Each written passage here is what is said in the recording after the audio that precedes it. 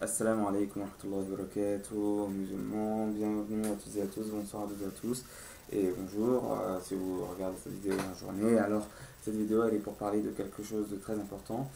On va parler en fait de la pertinence d'être musulman, pourquoi il vaut mieux être musulman, en prenant le fait de promesses. Il y a deux promesses qui sont faites aux gens. Ces promesses, c'est d'une part le paradis dans lequel ses habitants auront ce qu'ils désirent.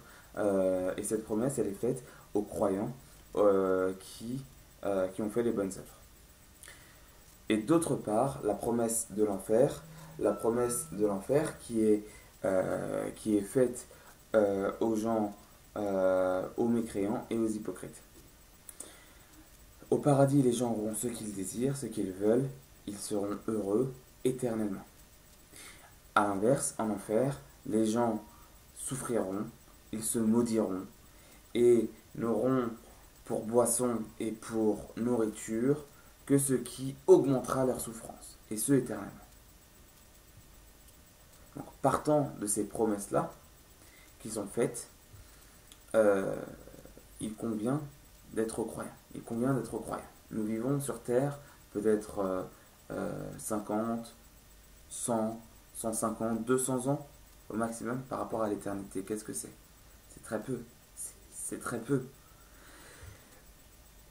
Et donc, il convient d'être musulman. Il convient d'être musulman, prendre l'opportunité que l'on a, tant qu'on est en vie, de prendre le chemin des croyants et d'être musulman et de croire et de faire les bonnes œuvres. Inch'Allah tabarak ta'ala. C'est comparable, et même si c'est encore plus grave, à, par exemple, un chemin, euh, à deux chemins. Un chemin très risqué sur un pont, par exemple on veut aller d'un point A à un point B sur une falaise, et il y a un chemin où c'est un pont, un pont qui risque de tomber à tout moment, qui est très fragile, et on risque de tomber si on prend ce chemin-là, et un autre chemin certes, il est plus long, mais les routes sont assez larges et il n'y a pas de trous, etc., etc. Il vaut mieux prendre quel chemin? Il vaut mieux prendre le deuxième chemin. Certes, tu vas faire un détour, mais au moins, il est moins risqué. Il est moins risqué et tu arrives à bon port, Inch'Allah, ta'ala. C'est la même chose ici et c'est encore plus grave. Il vaut mieux prendre le chemin de la foi et de l'islam. Certes, tu vas faire des efforts. On ne te dit pas que c'est gratuit. Tu vas faire des efforts. Il faudra jeûner pendant un mois, pendant le ramadan, chaque année. Il faudra, subhanallah azim, faire les prières. Il faudra parfois se lever la nuit, etc., etc. Ça demande des efforts. Mais au moins, tu arrives, Inch'Allah, dans un paradis éternel. Subhanallah, avec les croyants.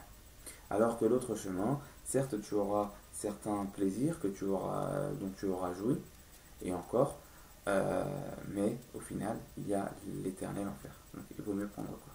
Et entre parenthèses, avant juste de finir, même ces efforts-là, cette religion que tu as pratiquée ici, la religion d'Allah que tu pratiques, elle te rend aussi heureux ici-bas même.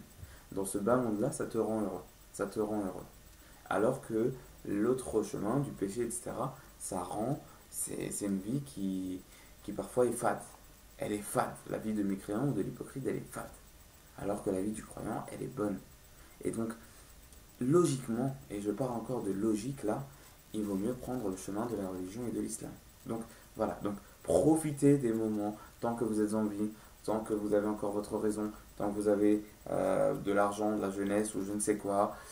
Tant que vous êtes en vie en tout cas, profitez, soyez croyants, prenez le chemin d'Allah et soyez, Inch'Allah, parmi les vainqueurs. C'était Karim, vos commentaires, Inch'Allah, de bonne foi et pertinents sont les bienvenus. Wassalam.